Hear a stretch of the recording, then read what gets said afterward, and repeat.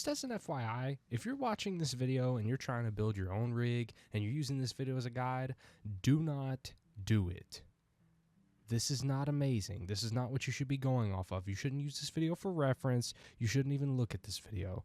The finished product is a wonderful computer for what I built, but for professional purposes, this is the absolute most abominable thing I've ever created in my entire career. For the circumstances I was in building it, it's not that bad. But this is my worst build I've ever built. I've built around 40 computers for my friends, friends of friends, or customers even, and this is the absolute worst thing I've ever done. I'm even going to make a list of the things I did wrong, just so you don't have to even try and figure out what I did wrong. Not that you wouldn't know off the rip just looking at it. I did everything that you truly should not do. And I'm going to start off by saying, don't use used parts. These are parts that I had laying around in storage for the last year or a few, except for 3 things: the CPU, power supply, and RAM. Everything else is used or old. I collect these kind of PC parts because I know someday I could do things like this where I just throw them all together and kind of make a Frankenstein kind of computer. Whether it be like a streaming PC where it doesn't matter how it's built, if it's just something stupid, like a beater, if you know what a beater is in the car terminology, even a Gooner PC if you think about it. The motherboard, cooler, case, fans, and GPU were all so old that I had to clean them before putting them in the computer itself. For example, I had to get old brown dust off of these white fans, which I only had 2 of, so this is horrible airflow. That's another thing. Do not do this setup. If you're going to buy fans, buy a pack of 3. Put them all in the front or put them all at the top, whatever. I don't care about the air pressure. Somebody was arguing with me in my Twitch chat about the air pressure and the air dam, whether it be positive, negative, or in between air pressure. Doesn't matter. I feel like it really don't, especially when you have 2 fans. But still, buy a pack of 3. It's not that expensive, man. Just get some cheap ones. Get like Asia horse fans if you have to.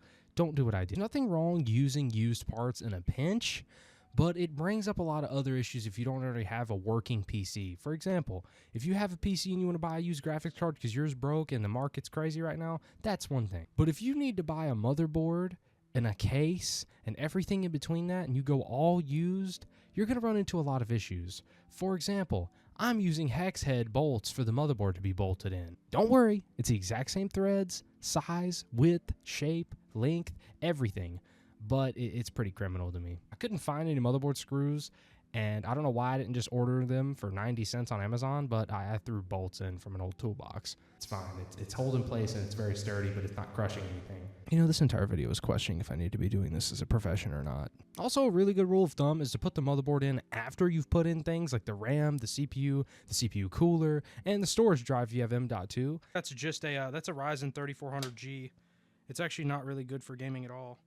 Did that fucking... Oh, come on. The fucking backplate just fell out from under it. You gotta be shitting me.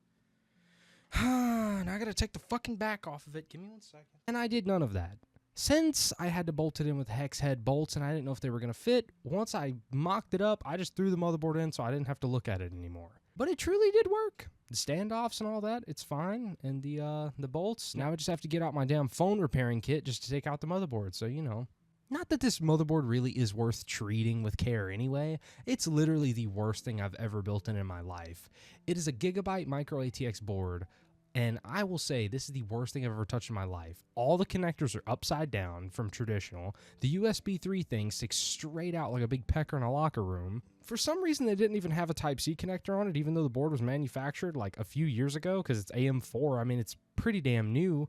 And the front panel connector that all motherboards have kind of started to have a standard for, it's completely different than every other motherboard I've ever seen. I couldn't even get the reset switch working on this thing. I don't even think it supports a reset switch. I have no idea. I was pretty happy, though, again, with the motherboard being that garbage because I could just abuse it. I also did a killer job on the cable management, too. Bought a non-modular power supply from Thermaltake that was $50 new. Bruh! What has come in my package, Thermaltake?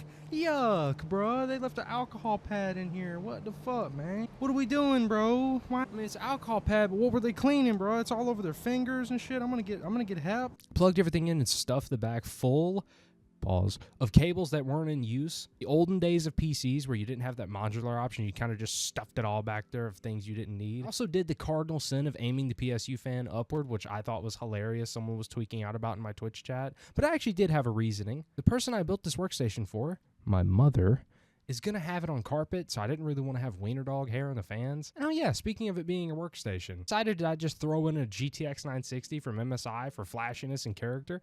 It didn't need to be done, but it was literally sitting in a closet rotting. So just FYI, my mom's more of a gamer than you are now because she has a GPU and I don't think she's ever going to use it. But it was 109% improvement over the integrated graphics. In all seriousness, all the things I did in this video were seriously stupid and genuinely do not do them. This is one of the worst PCs I think I've ever seen built, and the fact that I built it is really embarrassing. So don't worry, I'm self-conscious about it myself.